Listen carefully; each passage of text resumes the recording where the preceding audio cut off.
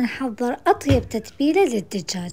أول شي راح نحتاج اللبن، راح يخلي الدجاجة كلش طرية، وعصير ليمون، وملح، وفلفل أبيض مو أسود، فلفل أبيض حتى تكون الدجاجة لونها أبيض، وشوية كركم وبابريكا أو فلفل أحمر حلو. وهذا اختياري بهارات دجاج، والبهارات كلها حسب الرغبة.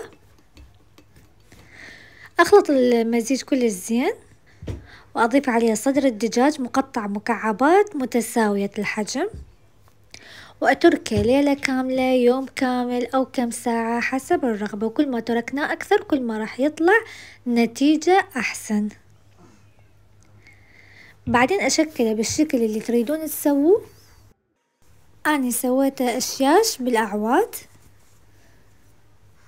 وبعدين ممكن نقليه على النار أو الفحم حسب الرغبة.